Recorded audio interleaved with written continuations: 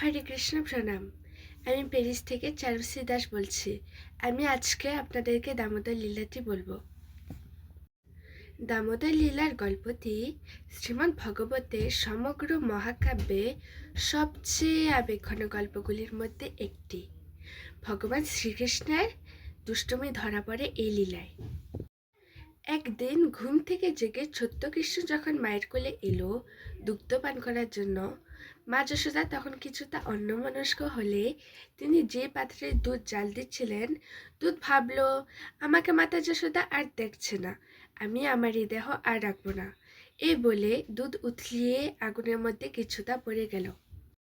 দুধ উনুনে পড়ে যাচ্ছে দেখে মাতা যশোদা তখন শ্রীকৃষ্ণকে তাড়াতাড়ি করে কোল থেকে নামিয়ে দেয় এবং ফুটন্ত দুধের পাত্রের দিকে মনোযোগ দেন। তা দেখে ছোট্ট কৃষ্ণের হলো ভারী রাগ। তিনি তখন মা যশোদার শিখে তুলা রাখা হাতে তৈরি করা মাখনের পাত্র নামিয়ে সেটি ভেঙে জানালা দিয়ে বানরদের ডেকে নিলেন এবং তাদেরকে খাওয়াতে শুরু করলেন। তখন মা যশোদা শ্রীকৃষ্ণকে হাতে নাতে ধরে ফেললেন এবং তার পিছনে দৌড়াতে থাকেন।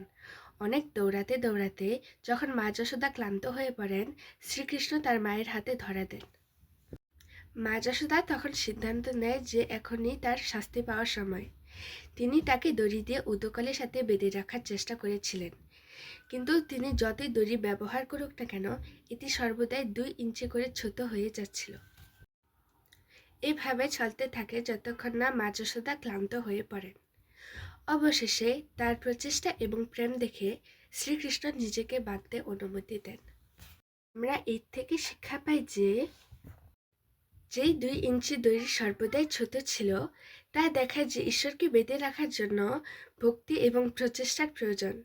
1 ইঞ্চি হলো ভক্তের আন্তরিক প্রচেষ্টা এবং অন্য আরেক ইঞ্চি হলো ঈশ্বরের করুণার প্রতীক। যখন উভয় একত্রিত হয় তখন প্রভুর প্রেম দ্বারা আবদ্ধ হন। হরি বল।